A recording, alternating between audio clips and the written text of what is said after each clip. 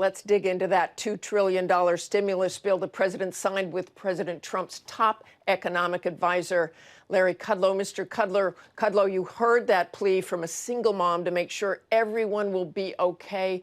What do you say to her to reassure her and millions of other Americans that they will be okay? Well, it's going to be the biggest assistance package in history, Martha. I mean, I hope she does well. A lot of the people you talked to had a sense of optimism. I love that. We got to fight together to get through the effects of the virus in economic terms. Safety comes first, but we're doing the best we can. We've got a $6.2 trillion assistance package, and just some of the quick factoids. We're basically going to be providing significant assistance to 175 million people. 175 million people. Roughly $600 billion is allocated to that. And to the small business, and the small business, which will go up next week, there's another $350 billion. And then when you count the payroll tax holiday, you're going to be moving towards $500 or $600 billion. We're trying to keep folks working. We're trying to let them have enough assistance to get through daily family needs with the kids. Some of them may be home. We are going to cover their sick pay leave, as I think you know. And we're also protecting payrolls. All the loans and loan guarantees will be forgivable. Well, first they'll be made, and then they'll be forgivable, provided the small business people hang on to their payrolls. So it may not be perfect, but I think it's going to give tremendous amount of resources to get us through what we still believe is going to be a question of weeks and months, hopefully weeks, maybe I should say prayerfully weeks, but we think we can get through this period. We know about those eye-popping numbers this week, the $2 trillion stimulus package with checks going out to millions and millions of Americans, as you say. But will that be enough given those soaring unemployment numbers, more than 3 million people? Well, I think it will be enough. I mean, you know, the whole package, when you take the $2.2 trillion of direct federal assistance, which, by the way, goes to states and goes to hospitals and goes to medical equipment covering the waterfront, you know, you're really talking about 1/3 of GDP, 1/3 of the whole economy is being covered by this package. That's really quite remarkable. It's the largest mainstream financial assistance package in the history of the United States. So it's hard to know if we can get everything, help everybody, but I think I'm an optimist. I think the sheer resources here, we are putting in whatever it takes. We're using every federal power lever possible to help folks. It's going right into the middle, the lower middle class people. And by the way, Martha, other things, student loans are going to be deferred. Payment on student loans is going to be deferred. Income tax payments going to be deferred for several months. As I say, there's a small business. Mr. Kudlow, you say weeks. You say weeks, not months. But months. But how can you be sure that this economic tragedy won't be long-term if there's no guarantee that people will have jobs to return to? Because getting those businesses reopened, we've heard it from them, with changes necessary to ensure people stay healthy, will take time. Coffee shops are not going to look the way they did before. Theaters. So what is waiting for unemployed people on the other side of this? I don't see how it can be just weeks. Well, listen, I say that weeks. It could be 4 weeks. It could be 8 weeks. I say that hopefully, and I say that prayerfully. That's what some of the science experts, health, are telling us. I don't know if they'll be right. But let me just say this. You can't have a good job unless you have a healthy business. And what we've tried to do is provide tremendous assistance to the individual men and women, and therefore, on the other side, tremendous assistance to the small businesses for which they work. We're trying to balance this out. And I think that's really the first time this kind of package has ever been put forward. I can't guarantee it. I can't wave a magic wand. I wish I could. I've spent all my career being an optimist and trying to promote economic growth.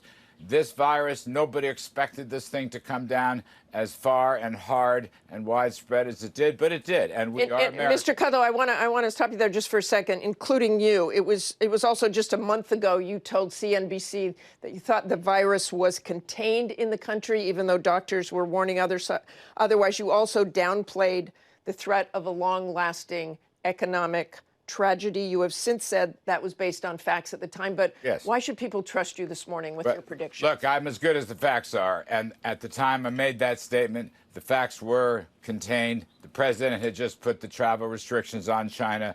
And a lot of people agreed with me. In fact, at the time, a lot of people felt that the flu was worse than this virus. But as soon as the facts changed, we've changed our whole posture and our whole strategy, and we've gone full bore. As I said, no package like this has ever been passed Congress before. And look, as the president has said, we will do more if need be. Let's just try to get this done now. How quickly can you get those checks out?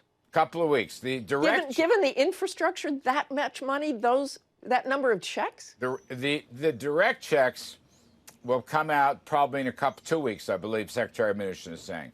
This loans to the small businesses will be ready for processing this coming week, okay, this coming Friday. So we will have rapid speed, much faster than has been done in the past with these things. And so we will get it into people's hands right away. And don't forget also, please, regarding things like rent payments or rental home loans, all that will, evictions, let me add that, all that will be put on hold. There will be no evictions during this period. Principal and interest on loans, if they're federal loans, can be suspended. There's a moratorium on student loans. We've tried to cover every single base as we realize the scope and spread of this thing. So it's really as much as anybody has ever done. And by the way, we have provided temporary emergency financing from the Treasury Department to unlock massive, massive resources from the Federal Reserve. That resources will help stabilize financial markets, will also stabilize credit card payments, student loan payments, money market funds, Mr. Kudlow, I stock just market. if you would quickly, please, even in the most optimistic scenarios, how can you spend that kind of money and not raise taxes? Well, we're not raising taxes, we're cutting taxes right now. The whole package is essentially direct assistance on the spending side and large-scale tax cuts. As I said, 175 million, I'll put that number, 175 million, Martha, are going to get tax rebates, and massive amounts of small business. Probably half of the companies in the U.S. are going to get rebates or deferred payroll tax holidays, and we will cover their expenses, and we will forgive the loans as long as they keep the payroll going. So we've tried to hit both sides. We're helping the individuals, we're helping the small businesses. Those are the major components of the American economy.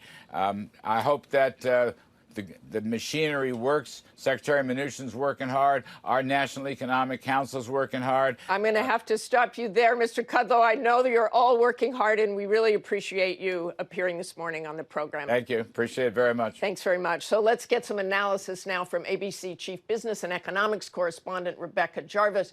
Rebecca, first, your reaction to what you just heard from Larry Kudlow. Well, Martha, first of all, I think the key question is how long does this last and what does the world look like on the other side? And Larry Kudlow talked about that $2.2 trillion stimulus, an eye-popping number.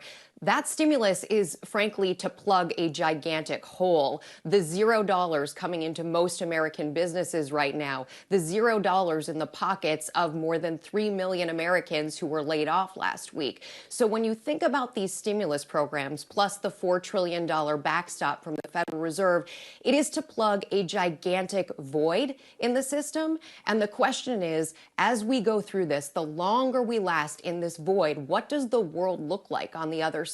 And I spoke earlier this week with the CEO of Starbucks, who's now been through this already in China, where they closed a number of stores. 95% of those stores, Martha, have reopened. And I asked him about traffic in those stores, because we know the world, when things start to reopen, how are people going to respond? And he said that traffic picks up a little more each week, but there are still social distancing measures inside of the stores. And for many American businesses, this will be a new reality of the future. Fewer tables, for example, if you're a restaurant in your shop, maybe fewer people coming in if you're a hairdresser. All these different types of American business are going to have a different amount of foot traffic in the future. And the question is, how long can they really hold on for, even with this gigantic stimulus? And Rebecca, just in these coming weeks, do you think things could get much worse?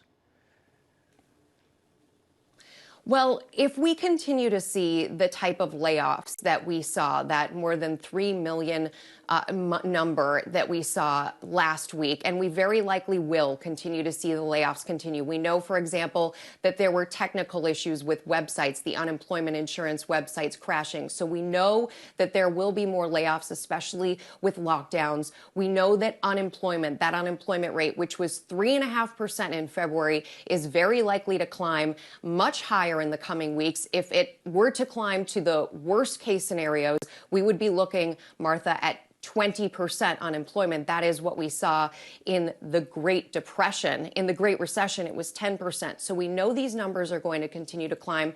But here's something we also know. The American people are resilient. And you heard this in your package, the number of unemployed workers out there who are doing everything.